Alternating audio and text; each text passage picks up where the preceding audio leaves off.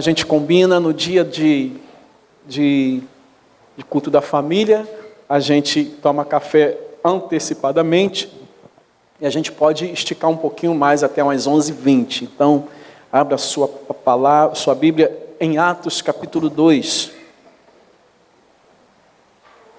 Parabéns à família, que Deus abençoe rica e abundantemente.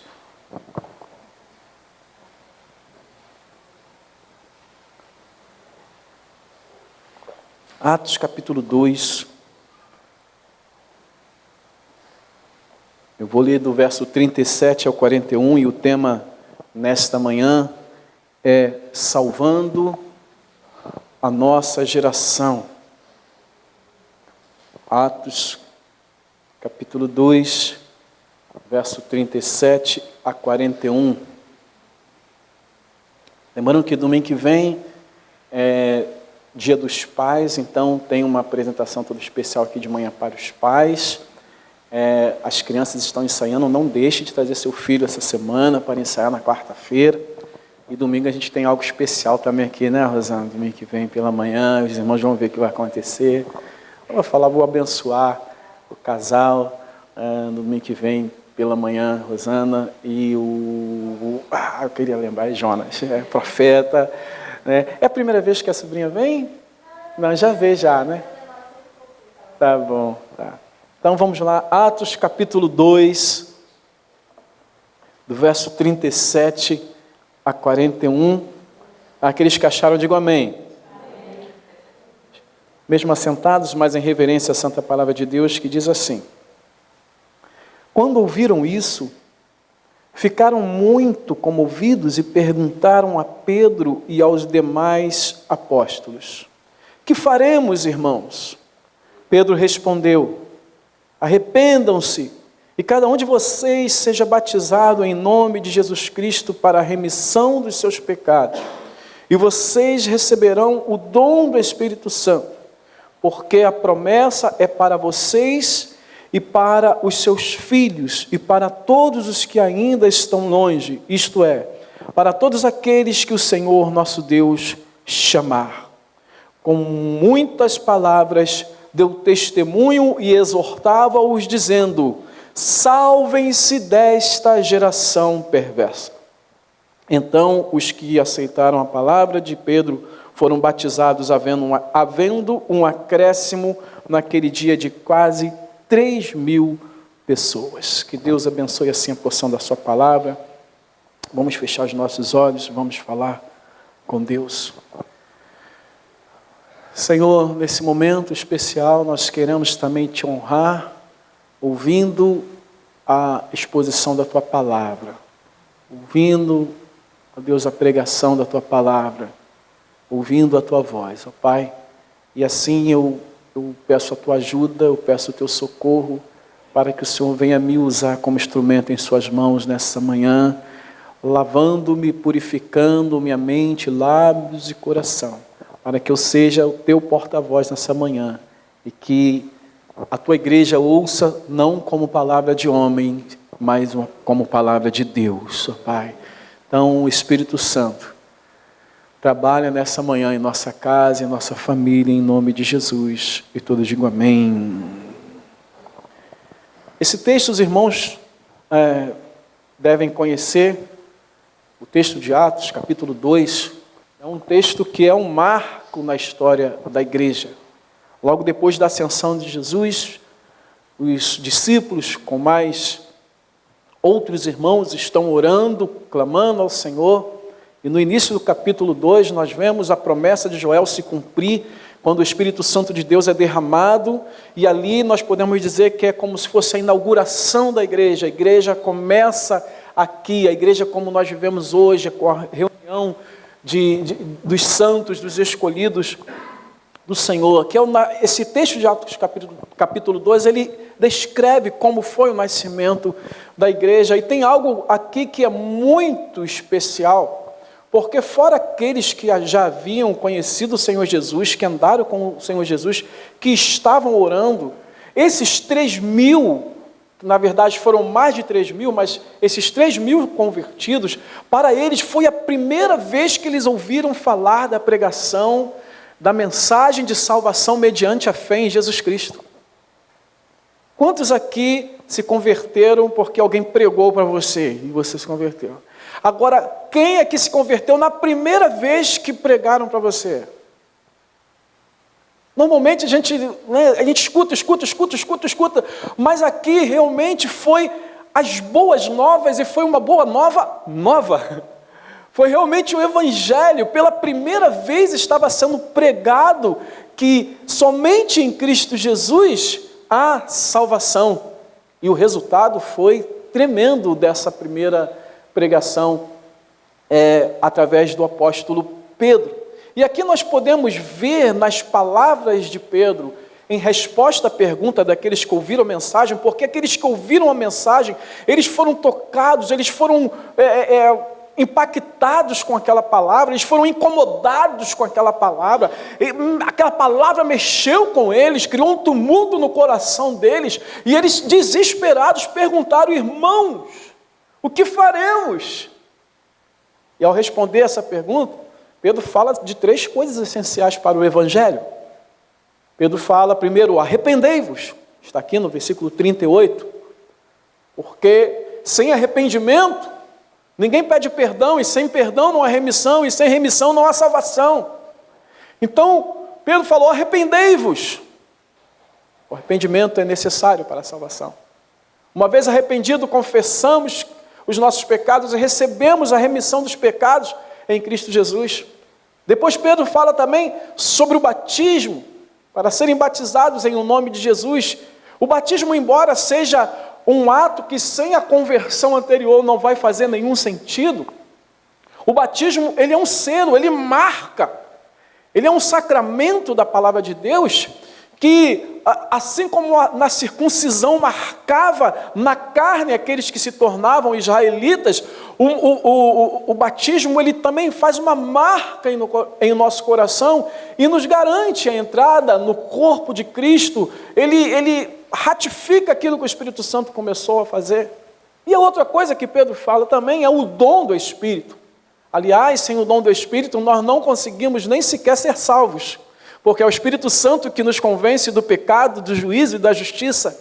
O Espírito Santo é o primeiro agente na salvação. Ele age antes mesmo de nós dizermos qualquer coisa, levantarmos a mão. Tem alguém agindo entre nós. Há uma pessoa, a pessoa da terceira pessoa da Trindade, o Espírito Santo de Deus, que já estava trabalhando no nosso coração. E enquanto Pedro estava pregando, o Espírito Santo estava fazendo o papel dele na vida de Pedro, ungindo Pedro e também quebrantando os corações daqueles que estavam ouvindo.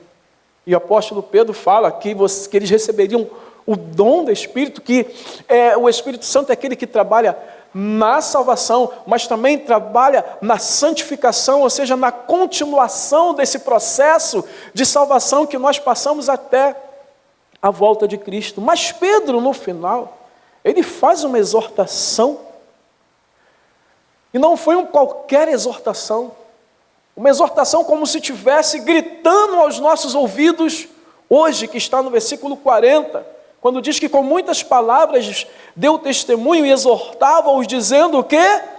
Salvem-se desta geração perversa. Mas é interessante que Pedro fala, salvem-se, ou na versão que usávamos anteriormente, salvai-vos desta geração perversa. E aqui parece um pouco contraditório, porque nós aprendemos e nós sabemos que a salvação é pela graça, mediante a fé. A salvação é um presente de Deus. Nós ensinamos e não cansamos de ensinar que nós não podemos fazer nada para sermos salvos.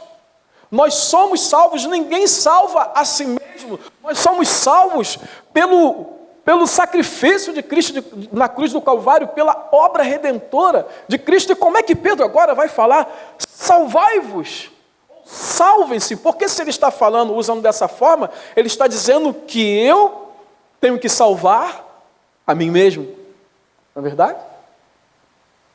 Ele falou, sejam salvos, salvem-se. Do que Pedro está falando aqui? De que salvação ele está falando? De que perversidade Pedro está falando? A palavra salvação, especialmente aqui, está falando sobre manter são e salvo. Sobre manter uma salvação que nós já recebemos em Cristo. É resgatar do perigo da destruição. É preservar alguém que está correndo o risco de ser destruído.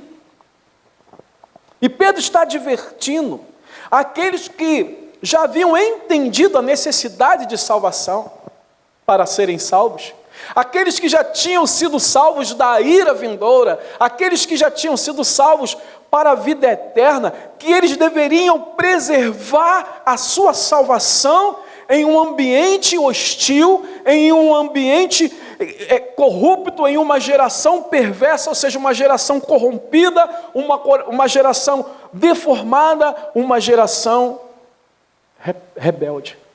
O tom de Pedro aqui é um tom de alerta, é um tom de perigo.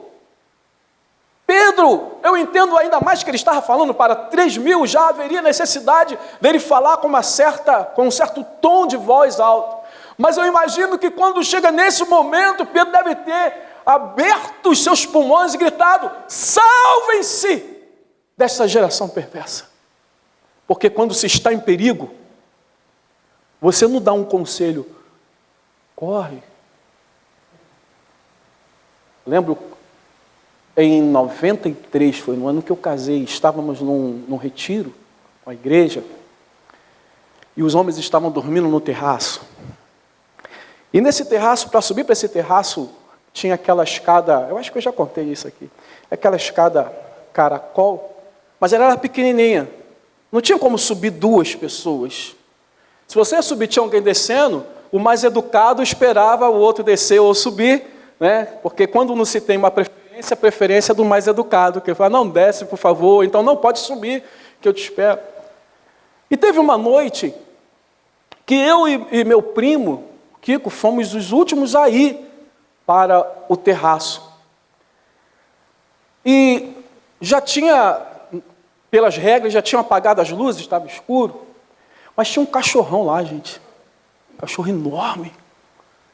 Cachorro perigoso. O cachorro, quando ele chegava por perto dele, ele vivia preso o dia inteiro, era um sítio. Passava perto dele e já começava. E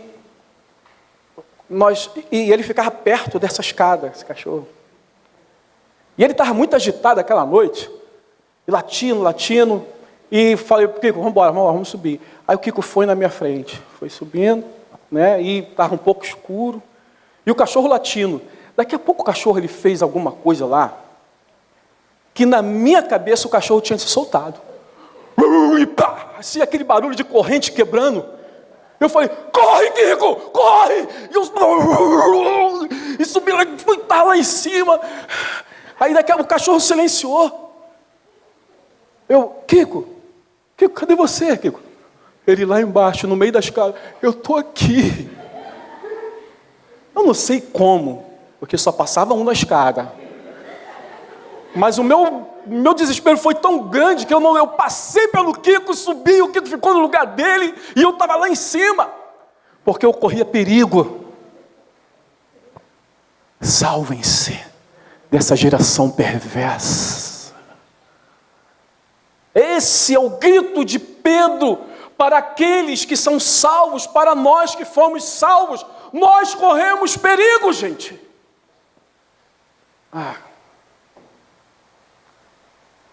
E se nós precisamos nos salvar, nós precisamos fazer alguma coisa para nos salvar. Eu corri e atropelei o Kiko. Vou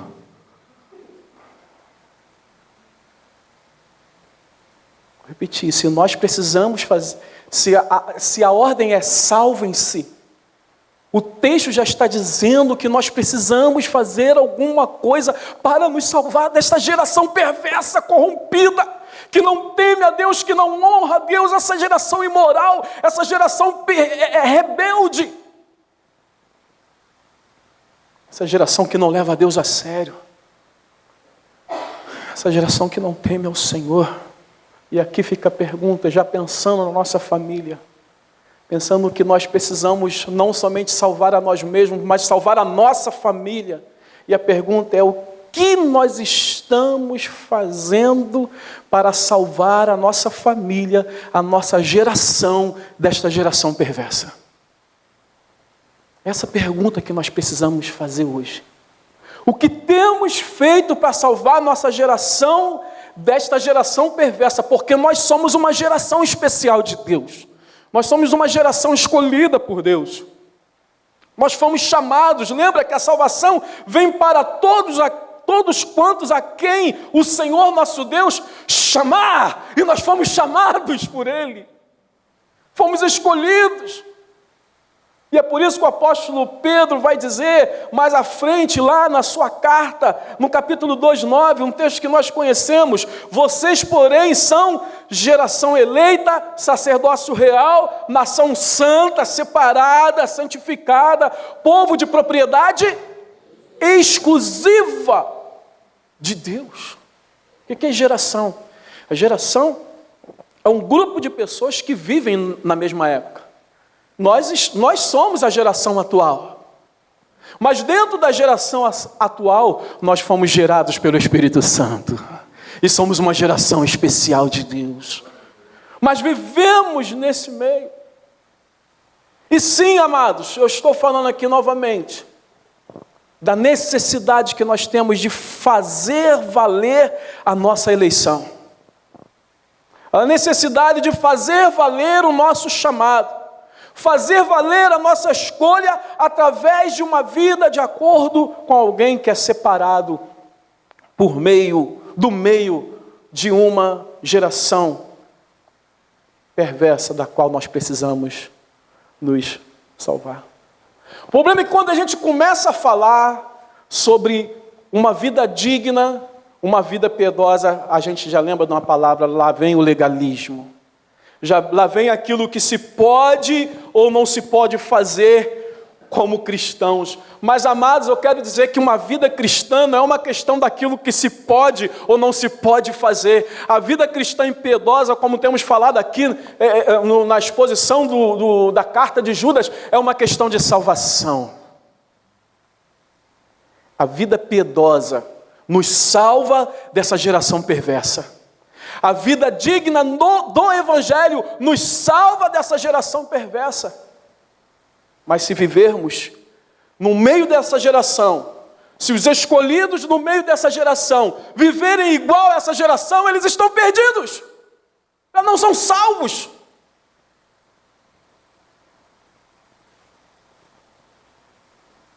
Noé era homem íntegro.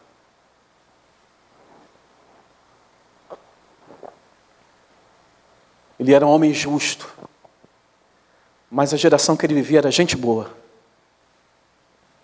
Era. Gênesis capítulo 6:9, vamos lá.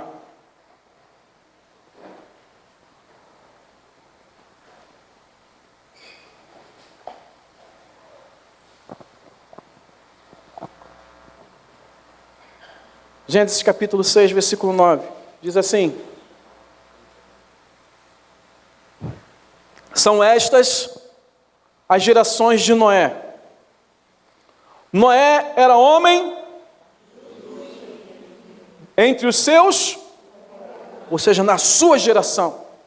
Noé andava com Deus. Ele gerou 3 filhos, Sem, Cã e Jafé. E a terra estava corrompida à vista de Deus e cheia de violência. Mas Noé, ele era um homem íntegro e justo. O que fazia Noé se manter íntegro e justo? Noé andava com Deus. Estava na presença de Deus. Ele estava face a face com Deus. E é por isso que mais lá na frente, anda um pouquinho, você está em Gênesis, vai em Gênesis 17:1. Séculos depois, não muitos, mas somente Abraão já tinha 99 anos aqui. Quando Deus faz aliança com Abraão, ele diz o seguinte no versículo 1 do capítulo 17 de Gênesis: quando Abraão atingiu a idade de 99 anos, o Senhor apareceu a ele e disse: eu sou o Deus Todo-Poderoso, vocês, ande na minha presença e seja perfeito.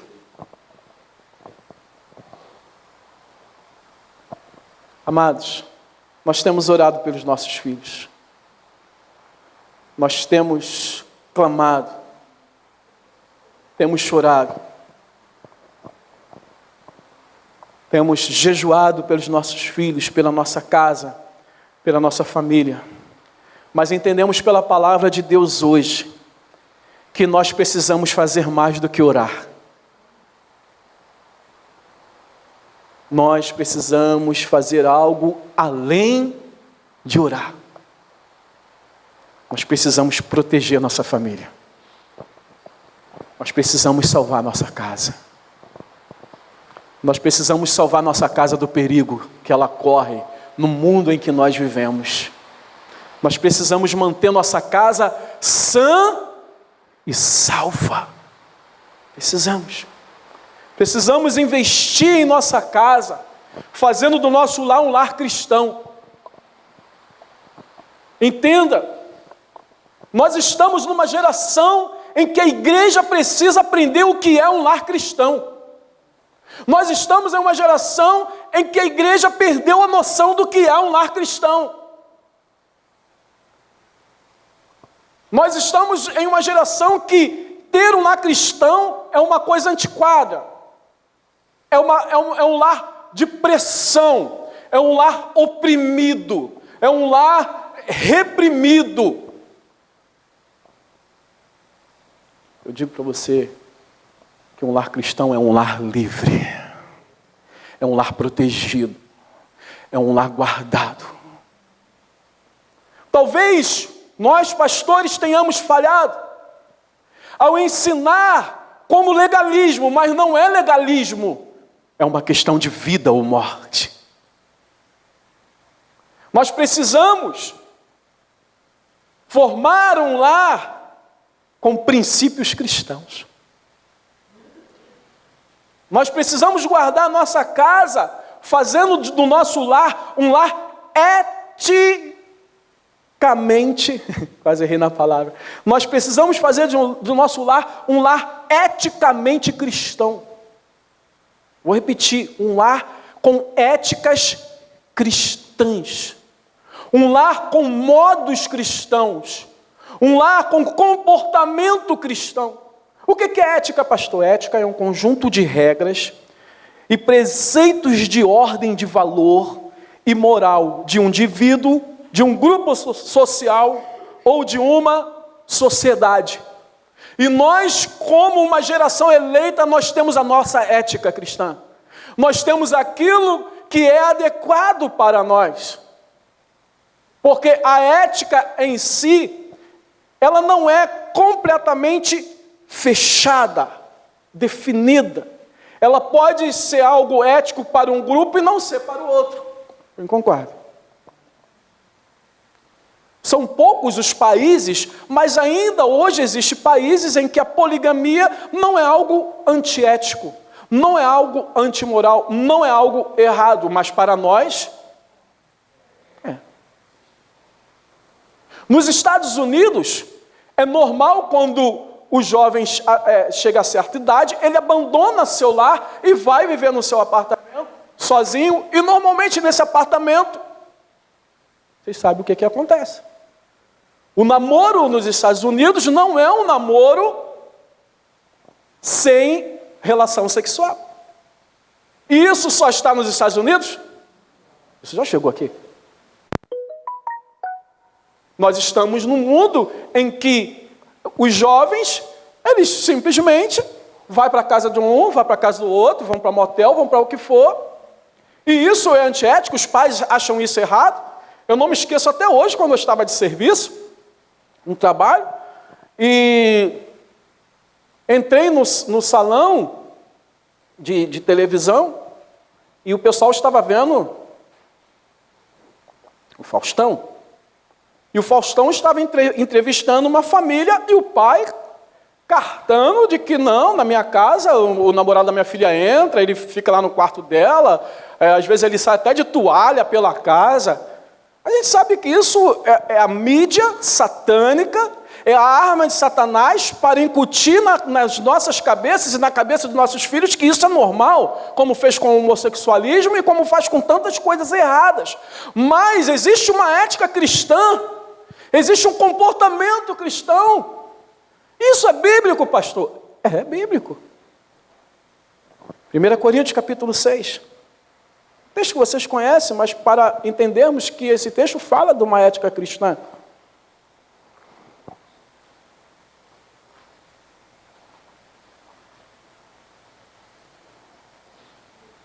Primeira Coríntios capítulo 6, verso 12.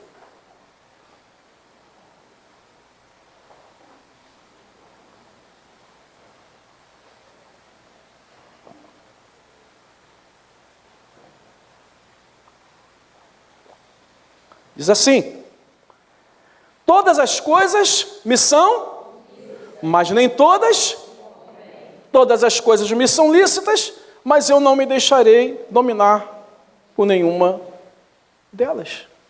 Ou seja, eu posso todas as coisas, o apóstolo Paulo está falando. Na sua cultura, que é isso, um jovem ter relação sexual com o outro, isso aí não tem nada, isso é normal agora. Não é normal? É normal, na nossa geração perversa, corrompida, deformada, isso é normal. Não é nada demais. Mas convém? É claro que eu estou dando exemplo de algo que, segundo a palavra de Deus, é até pecado. O problema é quando as coisas, elas não têm cara de pecado.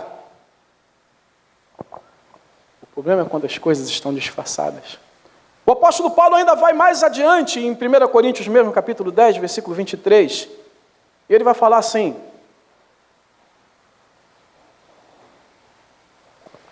todas as coisas são lícitas, mas nem todas convêm. Todas as coisas são lícitas,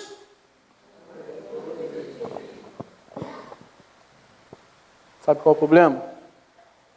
É que nós usamos esse texto mais para justificar as coisas que nós queremos fazer e que nós achamos que não temos problema, que não tem problema nenhum, do que para nos resguardarmos.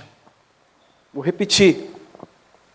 Nós usamos esse texto mais como autorização para fazer certas coisas do que para evitá-las. Posso repetir de novo? Anota aí. Nós usamos esse texto mais como autorização para fazer certas coisas do que para evitá-las. As coisas não têm pecado nenhum. Não tem problema. Elas só não me edificam, mas não tem problema não, eu posso. Tranquilo. Não, que isso? Isso é radicalismo. O apóstolo Paulo fala que todas as coisas me são lícitas. Ponto. E nem é ponto, é vírgula. O texto não pode ser encerrado ali. Mas deixa eu te falar uma coisa. Amado, Satanás tem sido desmascarado nesse lugar. É exatamente pelas coisas que são permitidas, mas não edificam, ou não convém, que Satanás acha uma brecha. Vou repetir. É exatamente pelas coisas que são lícitas, que são permitidas, mas não edificam, mas não convém para um cristão, que Satanás acha uma brecha para destruir a nossa casa, a nossa vida, a nossa família.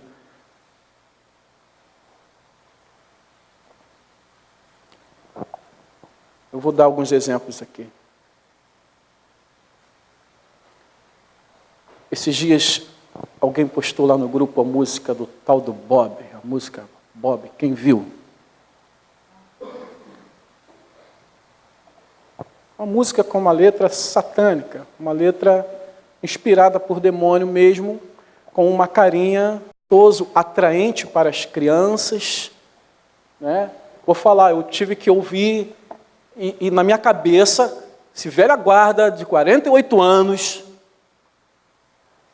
quando eu dou uma bobeira, ela está aqui.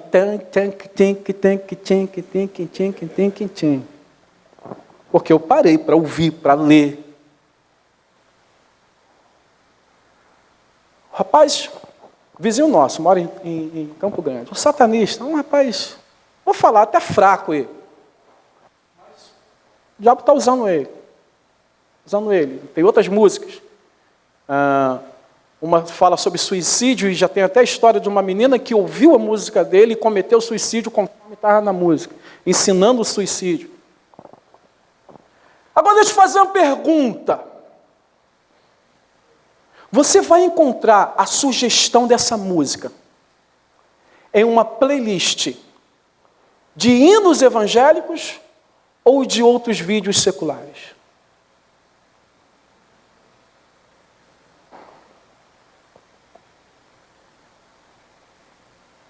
Embora hoje, né, você está ouvindo um hino, daqui a pouco interrompe um hino e começa a tocar um funk para fazer uma propaganda. Lídia onde falou, eu vou processar esse YouTube. O cara está ouvindo um hino lá alto, daqui a pouco parou e tocou um funk lá. Meu Deus do céu! Aqui a gente nem pode colocar nada direto do YouTube que pode acontecer isso. Mas veja, quando a gente começa a achar, não, essas coisas não tem problema, não edificam não, mas não tem problema, a gente pode deixar entrar.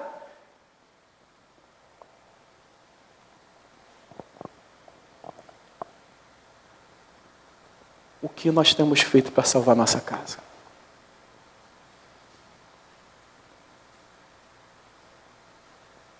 Nosso lar é um lar cristão? É reconhecido eticamente como um lar cristão? Porque a falta de ética cristã, ela abre portas para o inimigo.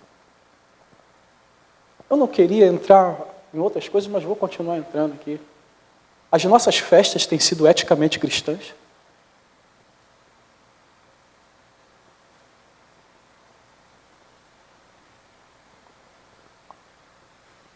Eu quero dizer que eu sou realmente radical com músicas. Não, amados. Não é tudo, diabo. Sei. Há uma graça comum de Deus, há pessoas, há músicos excelentes, cantores excelentes.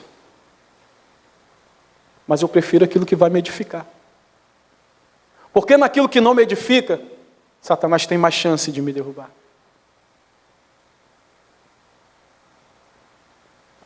O que temos feito para salvar a nossa geração? Sabe qual é o problema nisso tudo? Em músicas, vídeos que não são cristãos. A turma chega lá em casa, ela já sabe. Quando a turma chega lá em casa e vai ligar a televisão e vai colocar no YouTube, eles já sabem. Se eles põem um hino americano lá, eu desço, eu dou aquela olhada, alguém já fala, pastor, é hino.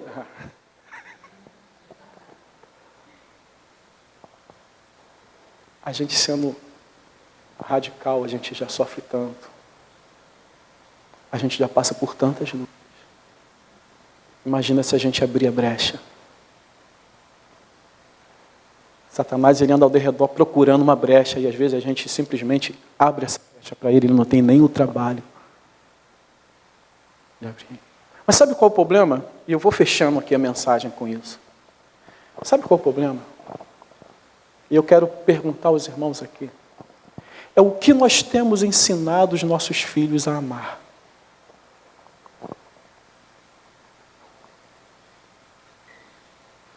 Porque o mundo atrai.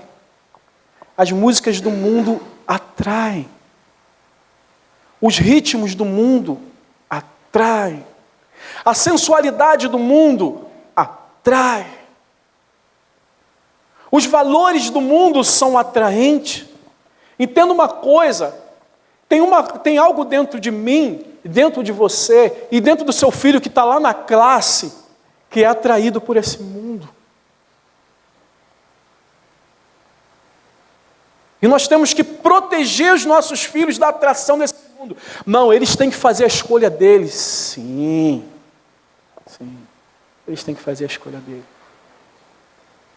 E você tem que fazer a sua parte, para que ele não escolha a coisa podre, para que ele não ame a podridão, para que ele não ame mais o mundo do que a Deus. Nós estamos num momento muito perigoso, amados. Satanás, ele se transforma em anjo de luz, isso é bíblico. Nós vivemos num mundo em que nós e nossos filhos estamos amando mais os prazeres do que a Deus. Sabe por quê? Porque os prazeres, essa é a armadilha de Satanás. Ele nos apresenta coisas que não são pecaminosas, mas estão se tornando ídolos em nossos corações. E fazendo com que nós amemos mais outras coisas do que a Deus.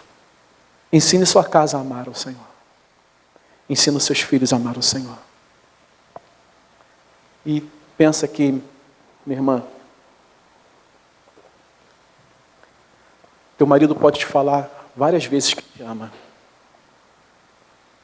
Escreve lá no Face: essa é o amor da minha vida, a mulher da minha vida, minha razão de viver.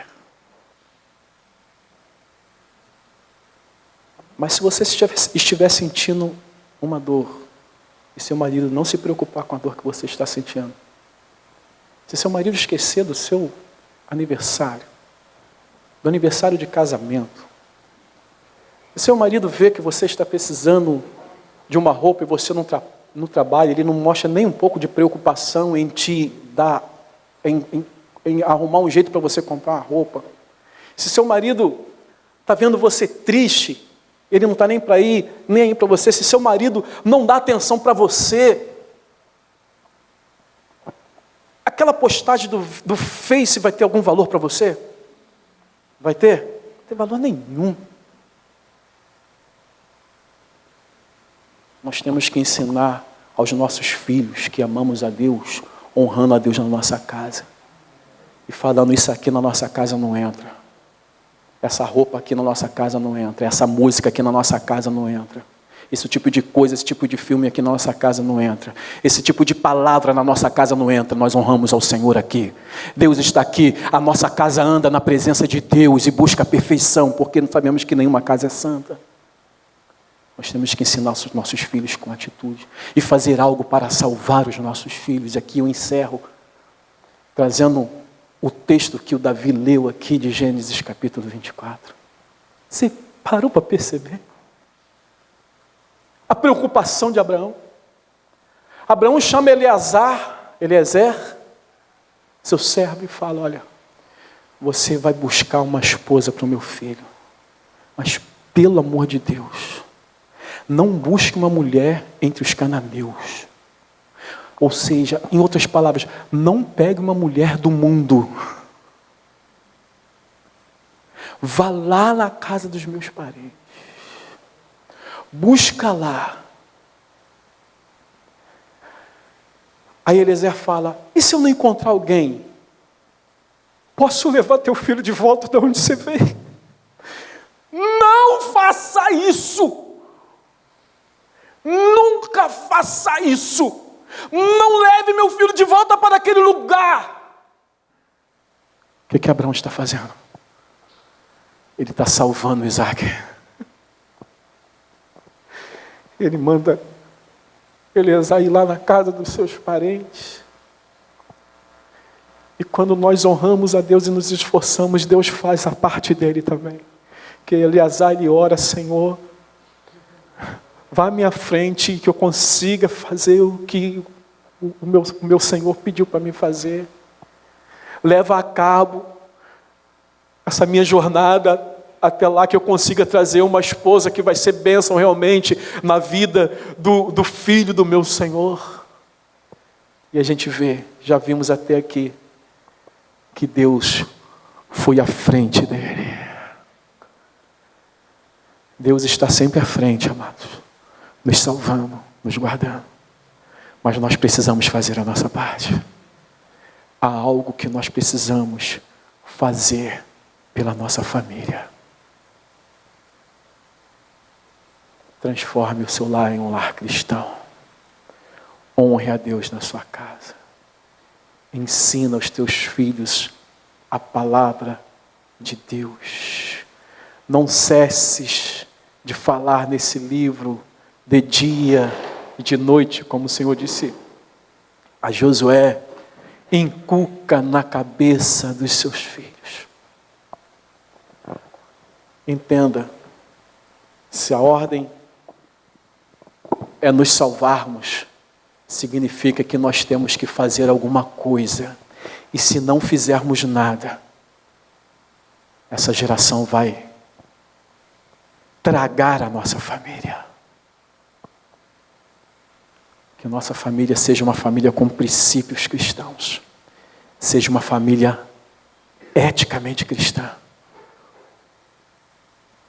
Eu estou nessa luta com vocês. Eu queria ouvir tudo que eu tenho ouvido hoje. Alguns anos atrás. Eu queria ter acertado em tudo que eu tenho orientado vocês. Deus tem sido gracioso comigo. Mas eu entendo que nós precisamos nos levantar e ganhar essa guerra. Ensina o teu filho os valores cristãos. Sim, estar na igreja domingo de manhã é um valor cristão. Domingo à noite é um valor cristão. Quarta-feira, culto de oração. Movimento dos homens, movimento das mulheres, movimento dos jovens. Isso são valores cristãos. O valor do mundo, você sabe qual é? Shopping, é praia, bebidas, é o que for. Ah, pastor, então nós não podemos ir para a praia. Mas é claro que pode. Vocês sabem que eu amo praia. Mas qual o maior valor para a gente? Ensine valores cristãos para os seus filhos. E valorize aquilo que realmente deve ser valorizado na sua vida. Isso não é legalismo. Isso é uma questão de vida ou morte. Isso é questão de salvação. Amém? Essa palavra de Deus para o coração dos irmãos. Que eu falo com a autoridade de Cristo, mas também com o amor de Deus. Pelo amor que eu tenho pela sua casa, a sua família. Eu choro pela família de vocês. Eu oro pelos seus filhos, como eu oro, como eu tenho clamado pelos seus filhos. O presbitério ora pelos seus filhos. Acredita? Essa semana mesmo o bispo estava, Senhor, abençoa os nossos filhos, os filhos dos membros de nossa igreja. Filhos, o bispo orou por vocês lá essa semana. A gente precisa orar e vigiar. Amém? Vamos ficar de pé.